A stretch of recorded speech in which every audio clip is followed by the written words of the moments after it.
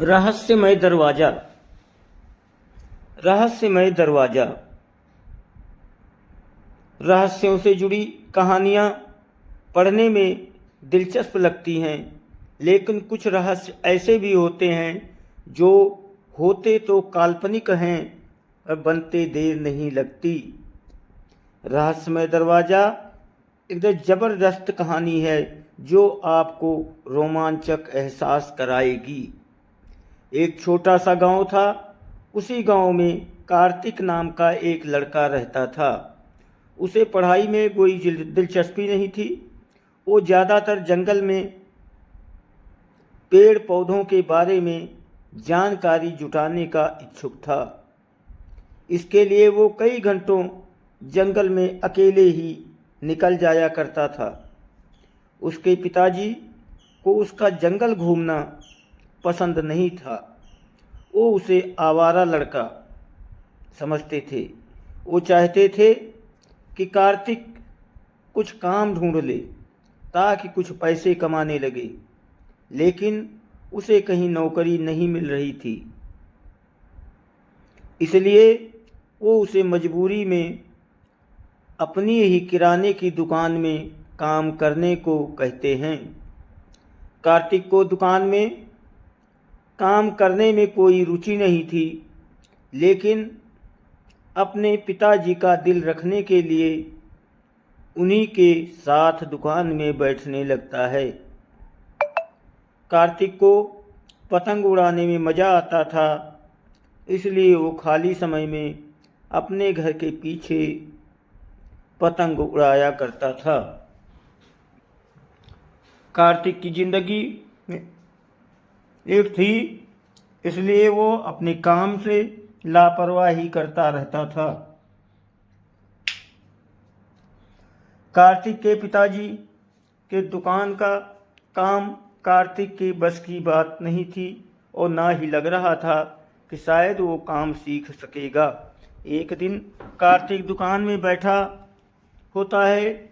उसी समय एक ग्राहक आकर कार्तिक को छुट्टे पैसे मांगता है और कार्तिक बिना नोट चेक किए उसे खुले पैसे दे देता है और उसका नकली नोट अपने पास रख लेता है। और जब कार्तिक के पिताजी दुकान पर आते हैं तो वो नकली नोट उनके हाथ लग जाता है और जब उन्हें नकली पता चलता है, वो गुस्से से कार्तिक को दुकान से बाहर होने को कहते हैं।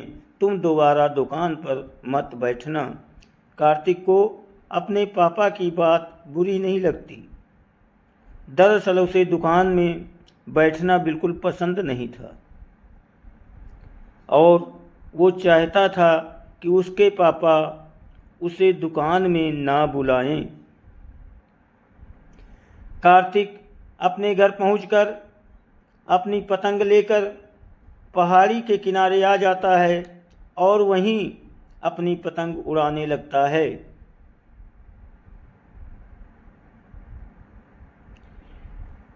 पतंग उड़ाते वक्त हवाएं तेज चलती जाती हैं। कार्तिक की पतंग आसमान में लहराने लगती है।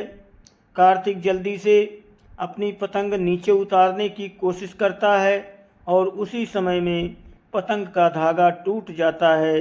पतंग जाकर एक पेड़ में फंस जाती है। कार्तिक भी पतंग के पीछे पीछे भागने लगता है और पहाड़ी के किनारे उसी पेड़ के नीचे जाकर खड़ा हो जाता है जहां वो पतंग लटक रही थी। वह पतंग निकालने की कोशिश करने लगता है। उसकी नज़र पेड़ के पीछे बने एक दरवाजे पर पड़ती है, जिसे देखकर वो चौंक जाता है। कार्तिक धीरे धीरे दरवाजे के करीब पहुंचता है।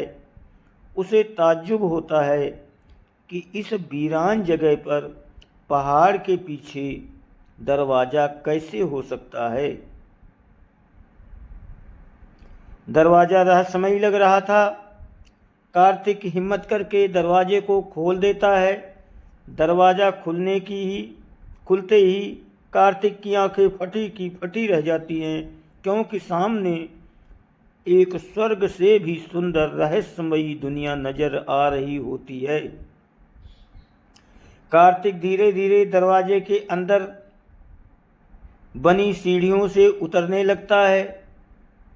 जैसे ही कार्तिक रहस्यमयी दुनिया की जमीन में कदम रखता है, वो अचानक हवा में उड़ने लगता है और बड़ी मुश्किल से वो आसमान में अपने आप चारों तरफ घुमा कर देखता है। उसे कई इंसान हवा में उड़ते नज़र आ रहे होते हैं, और तो और बड़े बड़े घर हवा में उड़ रहे होते हैं, जिनमें सोलर पैनल लगाए गए थे। सूरज की सहायता से चार्ज करके घरों में विद्युत प्रदान की जा रही थी। कार्तिक ऐसी नायाब तकनीक का नमूना देखकर हैरत में पड़ जाता है। दरअसल ये दुनिया पृथ्वी से बिल्कुल उलट थी। जो चीज़ आसमान में उड़ने वाली थी, केवल वही ज़मीन पर चल सकती थी, क्योंकि यहाँ गुरुत्वाकर्षण बल की कमी थी, जिस वजह से ज़मीन पर चलने के लिए पंखों की आवश्यकता होती थी। इसलिए केवल पक्षी और उड़ने वाले कीड़े मकोड़े ही ज़मीन पर चल सकते थे। कार्तिक को ये नज़ारा अद्भुत लग रहा था। कार्तिक को इस रहस्यमयी दुनिया के लोग अचंभे की तरह देख रहे थे। तभी कुछ लोग आकर कार्तिक से उसके बारे में पूछते हैं। कार्तिक बड़ी मुश्किल से अपने आप को हवा में संतुलित कर पा रहा था। उसने इतना अद्भुत नज़ारा देखा था कि उसके मुंह से शब्द नहीं निकल रहे थे। कुछ देर तक बिना बोले ही कार्तिक हवा में उड़ता रहता है। इस दुनिया के इंसान कार्तिक को देखने के लिए चारों तरफ घूमने लगते हैं। कार्तिक के कपड़े और उनके कपड़े बिल्कुल अलग थे। इस दुनिया के इंसानों के कपड़ों में सोलर चार्जिंग पैनल लगे हुए थे, जिसकी मदद से वो अपने शरीर में लगे गैजेट्स का इस्तेमाल कर पाते थे। सभी के पास एक से बढ़कर एक आधुनिक यंत्र मौजूद थे।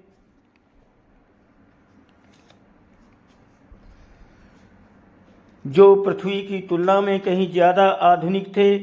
इस जगह पर भी पृथ्वी की ही तरह लोगों ने अपने अलग अलग देश बना रखे थे, और हर देश में प्रधानमंत्री, राष्ट्रपति और आर्मी फोर्सेज भी थी।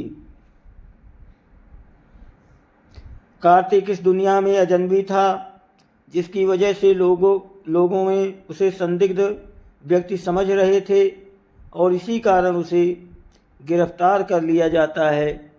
कार्तिक बहुत बेनती करता है कि मैंने कुछ नहीं किया, मुझे गिरफ्तार क्यों कर रहे हो, लेकिन उसकी बात किसी को समझ में नहीं आती।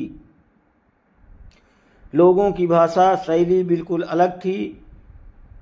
शब्दों में ही बात की जा सकती है, और करते भी थे।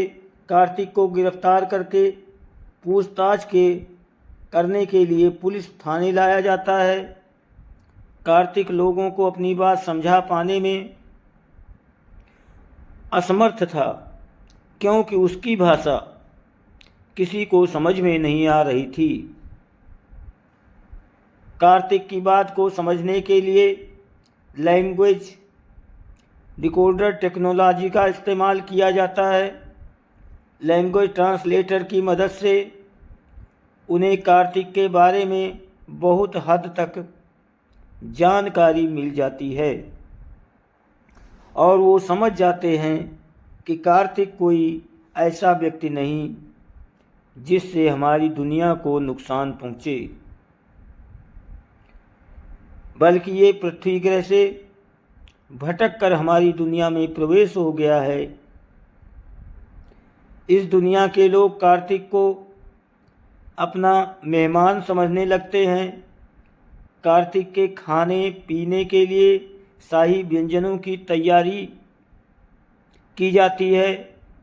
कार्तिक इनके बदलते व्यवहार से चिंतित था, क्योंकि वो इनकी बातों को समझ नहीं पा रहा था। जैसे ही कार्तिक को खाने की टेबल के सामने लाया जाता है, कार्तिक के चेहरे में मुस्कुराहट आ जाती है, क्योंकि काफ़ी देर से भूखा था। कार्तिक तुरंत खाने की टेबल के में खाने लगता है, और जैसे ही कार्तिक खाने पर डालता है, उसे तुरंत उल्टी हो जाती है। खाने का स्वाद एकदम कड़वा था। कार्तिक को ऐसे खाने की आदत नहीं थी। खाने का अपमान देखकर दूसरी दुनिया के लोग को गुस्सा आता है। वो इशारों में कार्तिक को खाने के लिए दोबारा कहते हैं, लेकिन कार्तिक उन्हें मना कर देता है। कार्तिक उन्हें इशारे से समझाता है कि अपने लिए खाना वो खुद ही बना लेगा, केवल उसे खाने पीने की चीज़ें उपलब्ध करा दी जाएं। कार्तिक को पेड़ पौधों के बारे में पहले से ही अच्छी जानकारी थी। कार्तिक को किचन में भेज दिया जाता है, और कुछ ही घंटों की मेहनत के बाद कार्तिक स्वादिष्ट खाना तैयार कर लेता है।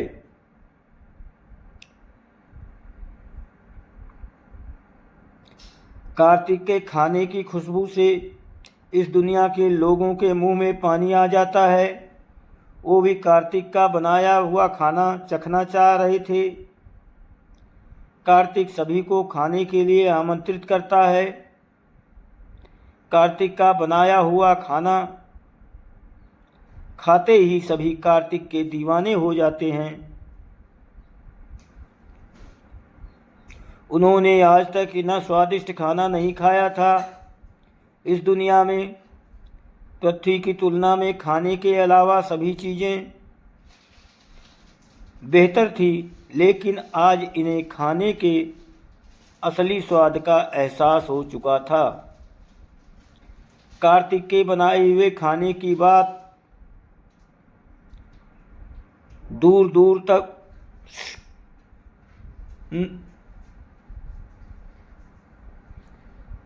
फैल सकती थी। एक दिन इस शहर में इस दुनिया के प्रधानमंत्री का दौरा होने वाला था, जिनके स्वागत के लिए पूरे शहर को सजाया जा रहा था, लेकिन खाना कार्तिक को दी जाती है। कार्तिक अब इन लोगों ने लगता है, और उसे भी इस दुनिया में मज़ा आने लगता है। जैसे ही प्रधानमंत्री का आगमन होता है, उनका जोरदार स्वागत किया जाता है, और प्रधानमंत्री जी के भाषण के बाद भोजन की व्यवस्था की जाती है।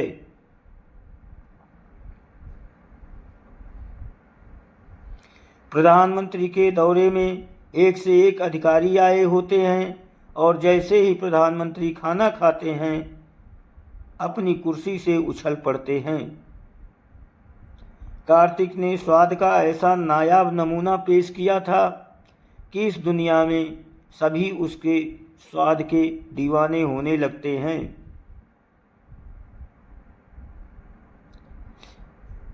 प्रधानमंत्री आदेश देते हैं कि कार्तिक को सर्वोच्च सम्मान दिया जाए और इससे खाना बनाने की सारी विधियां सीखी जाएं। प्रधानमंत्री के आदेश से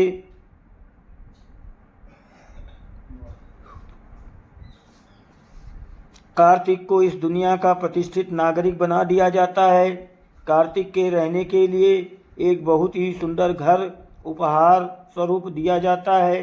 कार्तिक की जिंदगी बदल चुकी थी, और वो अब पृथ्वी नहीं जाना चाहता था। इसी दुनिया का अस्थायी नागरिक बन चुका था। उन्हें रहस्यमय दरवाज़ा कभी नहीं खोला, और इसी के साथ ज़बरदस्त कहानी समाप्त हो जाती है। दोस्तों, वीडियो को लाइक और सब्सक्राइब ज़रूर करें, आपकी मेहरबानी होगी। आप सभी को बहुत बहुत धन्यवाद।